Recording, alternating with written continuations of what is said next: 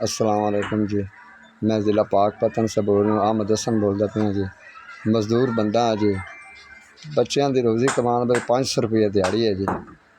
तो 9000 रुपये बिल आया पे बिजली का। भावें दवाइयाँ लवां तो भावें बिल भरां। 8 का मरीज़ हाँ जी। वापट वाला जी तंग करते हैं।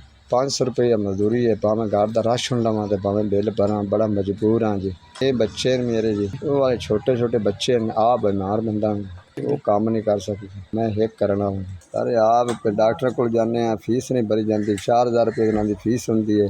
भावें ना फीसा दे भावें आधा पेट बच्चों का पालिए। हूँ मैं मजदूर बंदा जी। 9000 रुपये बिल आया पे 500 रुपये मेरी दिहाड़ी है। बिल भरना जी तो घर का सर्किट नहीं चलता। तो अगर घर का सर्किट चलाना तो बिल नहीं भरना। आप के सिवा तो कोई आसरा नहीं। कदे दिहाड़ी लग जाती है जी, कदे नहीं लगती जी। SVS ਤੁਹਾਡੇ तरफों 5000 रुपये पहुँच गया। ਤੁਹਾਡੀ मेहरबानी, ਤੁਹਾਡਾ शुक्रिया। अल्लाह पाक ਤੁਹਾਨੂੰ इस तो गणा देवे। तो अपनी सारी ज़िंदगी में चलती रहे। अल्लाह पाक इन्हें इतना देवे तो गरीबों ने इन्हें दिती रखे। SVS ਤੁਹਾਡੇ कारोबार बरकत पावे। अल्लाह पाक इस कंपनी में गणा तो गणा देवे। आपसी गरीब दुआ ही दे सकने। SVS इस मालिक ਨੂੰ अल्लाह पाक इन्हें सेहत देवे। गरीबों के औखे वेले काम हुंदा है। ਅਸੀਂ SVS ਤੋਂ बड़े खुश हैं। औखे वेले साढ़े बड़े काम आइए। अल्लाह पाक इन्हें बहुता देवे। SVS 5000 साढ़े पहुँच गए।